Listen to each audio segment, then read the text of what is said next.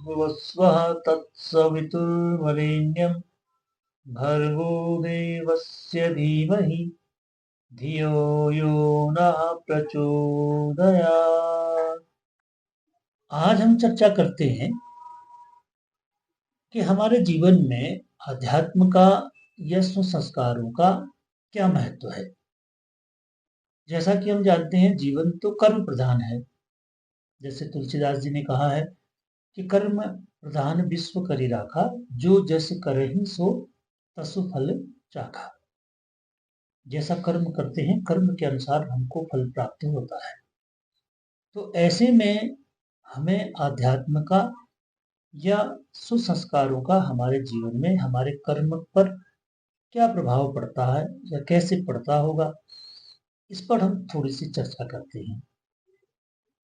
देखिए, आध्यात्म या ज्योतिष या वास्तुशास्त्र, ये सब इस तरह का विज्ञान है, अनुभव आधारित विज्ञान है। यानी कोई भी व्यक्ति इस पर जब बात करता है तो उसके अपने जीवन के अनुभव होते हैं, या वो जब इन सब क्षेत्रों में गुजरा होता है तो वो अपने अनुभव से, अपने अनुभवों को अन्य लोगों के साथ में शेयर करता है।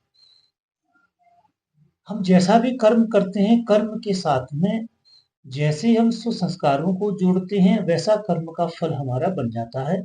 एक सामान्य उदाहरण से हम इसको समझने का प्रयास करते हैं। जैसे माना, अगर यदि किसी व्यक्ति को बुखार आ जाए तो बुखार की दवाई लेने आप डॉक्टर के पास जाते हैं। डॉक्टर आपको बुखार की दवाई देते हैं और उसके साथ में आपको कुछ चीज़ें और बताते हैं परहेज के रूप में, कि आपको दवाई लेते समय ये चीज़ें करनी है और ये चीज़ें नहीं करनी है।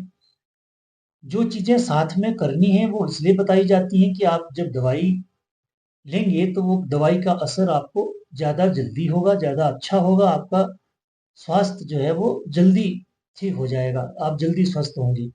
और जो चीज़ें नहीं करने के लिए कही जाती हैं वो इसलिए कही जाती हैं कि भाई, आप अगर उस चीज़ का ध्यान रखेंगे तो वो क्या करेगा कि आपकी दवाई को आपको ठीक करने में हेल्प कर देगा, और नहीं रखेंगे तो वो क्या करेगा, आपकी बीमारी को और बढ़ा देगा, उसको लाइलाज कर सकता है। कल के दिन वो आपके लिए हो सकता है कि वो आत्मघाती बन जाए।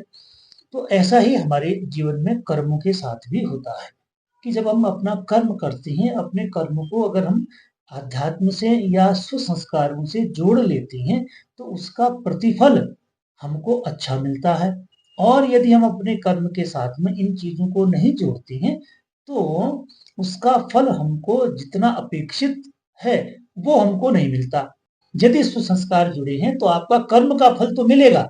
सुसंस्कार यानी परहेज जैसी चीज़ों को आपने जोड़ा तो वो क्या करेगा, उसके फल को आपको बढ़ा देगा, आपकी ऊर्जा को बढ़ा देगा, आपको जल्दी से रोग ठीक कर देगा। तो इसी तरीके से अच्छे कर्म यदि आप सुसंस्कारित होकर के करेंगे तो वो आपके फल को बढ़ा देगा। अब इसी में यदि आपने कर्म तो किया, मतलब दवाई तो खाई, साथ में आपने कुसंस्कारों को जोड़ दिया, मतलब आप एक तरह से दवाई, बुखार को कम करने वाली दवाई खा रहे हैं और दूसरी तरफ से आप दही ले रहे हैं, साथ में ठंडा पानी पी दे रहे हैं, कोल्ड ड्रिंक पी दे रहे हैं, कम कपड़े पहन के आप ठंडे में घूम रहे हैं, तो वो क्या करेगा, वो तो बुखार को आपको बढ़ा देगा। हो सकता है कि आपका नियत समय पर वो बुखार ठीक ना हो, तो वो क्या करेगा, वो और आपकी बीमारी को बढ़ा देगा। कई बार ये उदाहरण के रूप में हमने इसको लिया है, तो कई बार हम ये देखते हैं कि इस तरह की छोटी-छोटी बीमारियाँ मनुष्य को आगे प्राणघातक हो जाती हैं।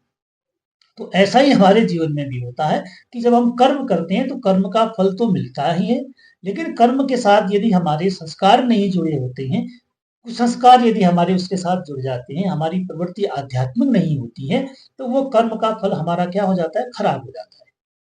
तो इसलिए जीवन में हमको अपने कर्म के साथ में अध्यात्म को जोड़ना, सुसंस्कार को जोड़ना, इस